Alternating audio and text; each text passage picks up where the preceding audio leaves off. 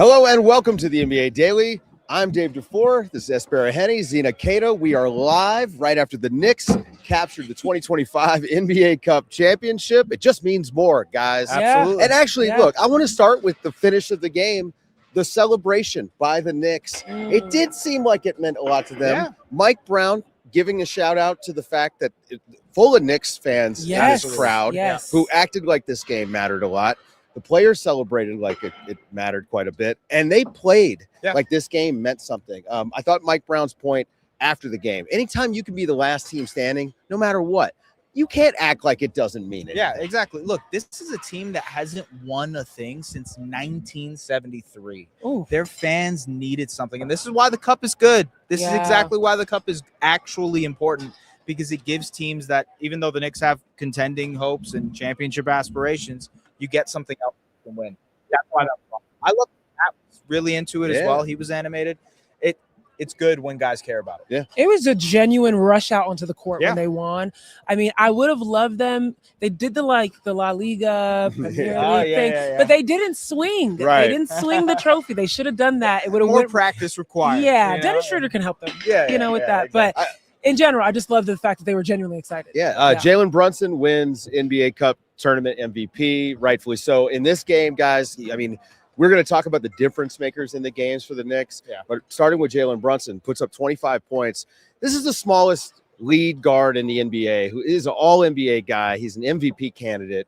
And when you're out there against Victor Wembanyama, you just think this guy's going to be intimidated. But the way that he plays, getting into the lane, it didn't matter when Wemby was on him. He was still creating space and trying to get shots up. And he wasn't super effective, but he did carry him down the stretch of this game. I mean, Jalen Brunson is the reason that they won the game. He sleptwalked to what, 29 points? 25 points. 25 points tonight. And I think a lot of that, look, if you look at the tournament as a whole, Brunson dropped, 40 against the Raptors. He ended up against the Magic. He also dropped 40. Like, his offensive efficiency, the way he's able to get to a shot, is second to almost none at his size.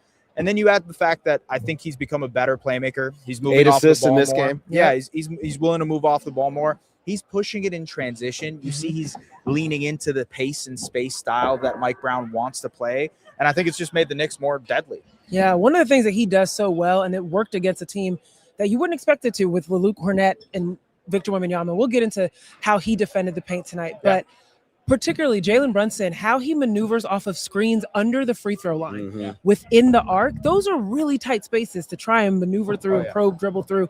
And he finds a way to zig and zag because of just how patient he is and how in control of his dribble he is.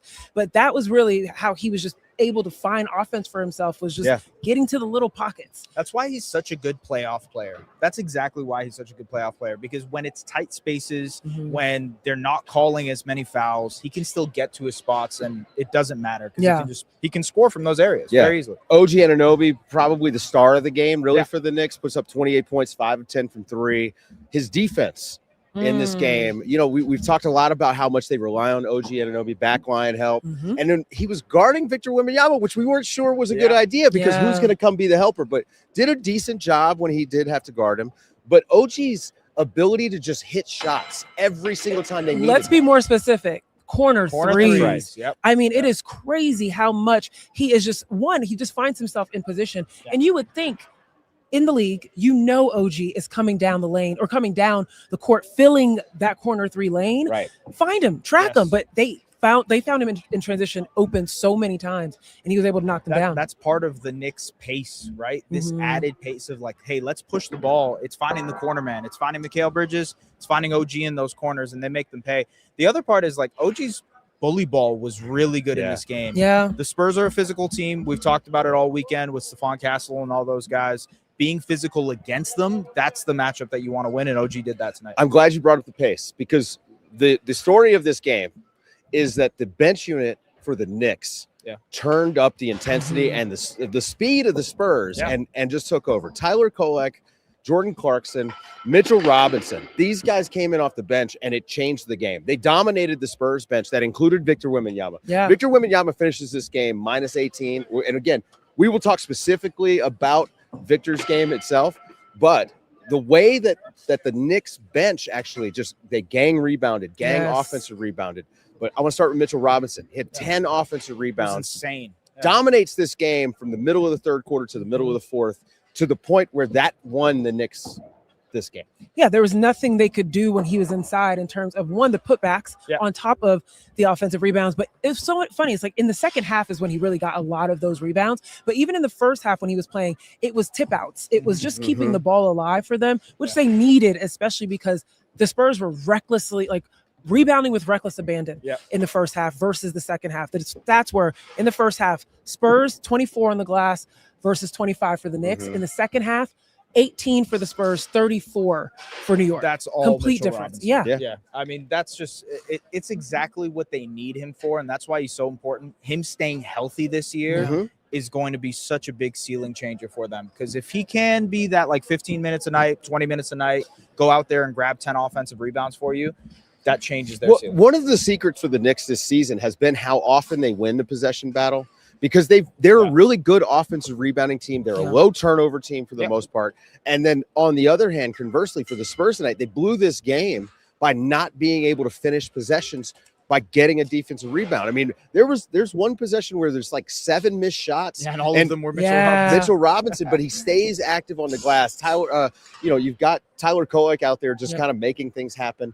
Josh Hart making plays around the rim. And there was just a time where I'm talking to you guys saying, they might need to bring in Luke Cornett to play next to Victor Wembanyama because of how they're getting crushed on the glass. Exercise. And one thing I'll give a lot of credit to Mitchell Robinson is that he plays the pick and roll, and he plays his position incredibly well. It's hard sometimes to get a post to understand exactly when you're supposed to roll off of the screen, and also how you position yourself. You saw many times when Mitchell Robinson would go up to set the screen at the top of the key or on the wing, and he just trickled to the low weak side. And it made Victor Wembanyama have to spread out, where he tracked Mitchell Robinson to the weak side, but had to step up as a Jalen Brunson was coming to the basket or whatever it was. A really good point. And then Mitchell Robinson, as soon as the ball went up, boxed out and was able to get himself in position to get Wemby having to go up to contest, right? It was instant. It was visual. For those who are listening. And listen, let's talk about Victor Wembanyama, because this was his worst game of the season for me. I felt like his first half, especially, I didn't like his shot selection the entire game. I thought he got a little jumper happy, and it was great when they went in, but this wasn't the game for that. I didn't feel like he let the game come to him as much as he did the other night against the Thunder, where he came in and you could see he was trying to find spots to fit in. In this, it felt forced, especially early on. He's turning around and just creating a lot of contact and trying to be extra physical. I feel like it took him out of his game. There was a stretch in the third quarter where the shots were falling. Had 12 in the third quarter. And that shot making really helped boost him a little bit. But to your point, he was forcing it. And honestly, I don't think he got in any good positions to make a threat on the offensive side, other than when he was the lob guy. Setting him up to connect with his point guards. I think that's something the Spurs need to do a little bit better, is to get him easy looks, because they run more stuff like that for Luke Cornett than they do for Victor Wembanyama. But it's because I think where Victor wants to touch the ball. He wants to face up and get to that jumper. I'll just say that, I think the one thing the Spurs need to do moving forward with this, as the lights come on, much better show now. TNT. Look, I think the one thing the Spurs need to do better is prioritize easy looks for him. If that's the pick and roll, so be it. But there's just easier ways to find shots for Victor Wembanyama than what he saw tonight. He looked in many occurrences off balance. He just wasn't quite centered. So that was number one that I noticed. Might be the injury a little bit too, and that's what it was exactly what I was gonna say. I was like, I do want to give him credit. It's only his second game back. You saw him still getting his breath back and getting his feet under him. But I did think that the third quarter was a little bit of fool's gold. You saw the shots go up, you saw the crowd get into it. It was it was energy. And then all of a sudden you saw him in the fourth quarter keep getting that above the break three or right above the free throw line in the middle of the floor. And it was just that's not what you want. You want that dunk that you had barely looking at the basket, literally turned around behind you. And then on the other end, defensively, he is always going to give you this certain level because just the way, the physical dimensions of the guy. But 6 rebounds in the game. And that is the difference in the score.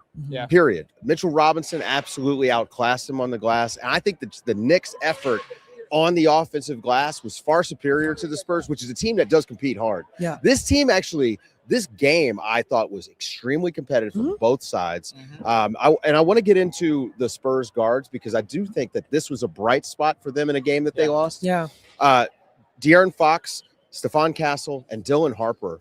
The vision of those three together, I think we got to see a great example of that tonight, including Dylan Harper, a rookie down the stretch of this game, guarding the best guard in the Eastern Conference, picking his pocket, and look, just honestly dominating him physically to a certain degree. I mean, this is the future for the Spurs. Yeah. And look, I'm still pretty high on what the Spurs are doing right now, even though they lost this game.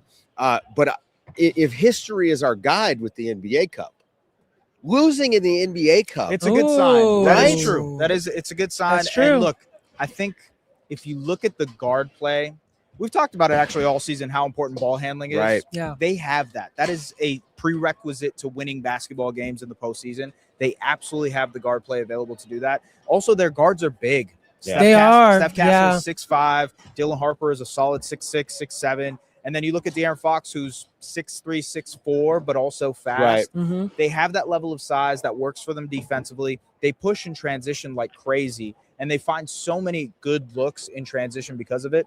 The question you have for them moving forward is, hey, can you blend that style, that identity they figured out without Wemby with the way Wemby wants to play as well? Right. Yeah. No, I thought the guards tonight, it was a difference of halves in terms of shot making. Yeah. And their energy seemed to go in the second half when they weren't dropping the threes that they were dropping in the first half. Right. And we did still see the defensive, like that high school championship type of defense from Dylan Harper on Jalen Brunson towards the end of the game. Yeah. There was still effort there. Don't get me wrong. But it felt as if once the shots weren't falling, especially in transition, like they were in the first half, then they were met with the task of let's find a way to score in the half court. And that was tough. And in the second half, that half court offense just dropped. It was not efficient. And it all has to do with the fact that they try to put what Victor Wembanyama started the fourth quarter, right? As opposed to coming off the bench like he was against OKC. And it just felt like that they have the one particular play that they like. Victor comes up, they come off the flare, and a ball screen is happening. And it just, nothing was happening with it because Victor wasn't rolling. Right. He kept popping. And the guards didn't know what to do this time with that. Yeah. And it just was a difference of halves for them. Can we talk about the Knicks little guard situation? Yeah. The Colette Clarkson. Yeah, duo? we have to. I thought that Big was shots. McBride is out, and they And have, Landry Shamet. and then Landry Shamet's out, and they found out that they've got a couple other guys on the bench that can do stuff. Look, we know Jordan Clarkson well. Yeah. He's going to have good games like this, and Absolutely. he's going to have some bad ones. But Tyler Kolek is a guy who feels like he's forcing himself into the rotation. Playing huge crunch time minutes for this team is something that I didn't expect. But the way he played, number one, he was great, like connecting. Yes. He threw this one. He is pass. a Mike Brown. Yes. He had a great that's a good drive point. and kick to the corner where he throws like a hammer. And I mean, he was just creating looks where there weren't any. And essentially, it's a little bit of a similar turn to what San Antonio has with all these guards. Mm. The way that Brunson and Clarkson and flipped the game. Kolek were playing, completely turned Good it around. point. Look, we were talking. In They the need middle of the game, somebody. I'm like, They hey, need a the spark. Knicks need a spark, and it ended up being Jordan Clarkson and Tyler Kolek. And look, the shot making was big from them, but also as we've talked about, the pace. Yeah. Those guys play fast. There was a little bit of drill action, like practice drills, being able to pass the ball up the floor. Yeah, it was like the Olympic drill. Yeah, the way the that they Olympic were drill. playing a little Exactly. bit, right? Exactly. Ooh, good recall. There you go. I forgot about that. The Yeah. offensive versatility for the Knicks is the thing that I think everybody should take away from the NBA Cup. This is a different team than last year. They play differently. They're more unselfish. They're playing with faster pace. They're actually looking to get shots up. Right. And they're deeper. We just talked about how they're missing Landry Shamet and Deuce McBride, two Yeah. guys who are pretty important to their rotation. Yeah. But now you have Tyler Kolek. Now you have Jordan Clarkson stepping into those roles. This is like an 11-man deep roster, which is important in today's NBA. Right. Exactly. If you want to make it to the final destination, you need those extra bodies. I still have Yeah. concerns about their defense. As you should. But when you can rebound like this, you can mitigate that. Because if Yeah. you're going to take 12, 15 extra shots than your opponents every night, you're going to win a lot of games. And I will say this, the Knicks did not shoot the ball particularly well. They generated really great looks from three, but they left a lot on the table tonight too. That's another thing that's probably going to get lost in the score is that this game really could have been a blowout Yeah. if the Knicks had been canning shots, especially early on. Fair. First half of this game felt like they had a lot of in and out shots. Mhm. But offensively, I believe them. I believe in them. I think that they are the best offensive team in And the you Eastern said offense Conference. wins championship. Offense, Well, yes. good guy to Offense hire wins than games. Mike Brown. Defense wins championships. Wins cups. Offense does win Offense wins cups. cups. It's a Shout out guard to tournament, Andrew guys. Schwartz. Anyway, okay. Let's wrap up on this. Yeah. NBA Cup, 2025 NBA Cup. We're here again. What's your takeaway from the experience? My takeaway from the experience is that I'm looking forward, and as we have to make shift to work this Yeah. around because we're getting teared down all Yeah, over the yeah. place here. All Well, over they got a the hockey game here tomorrow. Yes. Yeah. My main takeaway is that I'm excited to see teams care about this more and more as the history develops Yeah. for the NBA Cup. You see the Knicks care about it. I think it'll be more interesting when the semifinals get hosted in the actual home arenas. I'm very curious to see if they end up going to Vegas for the finals or if they switch that up as well. But the cup is awesome, guys. Yeah. The cup And- is great. and We you've got- respect it. Exactly. We've got, De'Aaron Fox said in his post-game presser that He he likes respects the cup. He Yeah. likes the cup.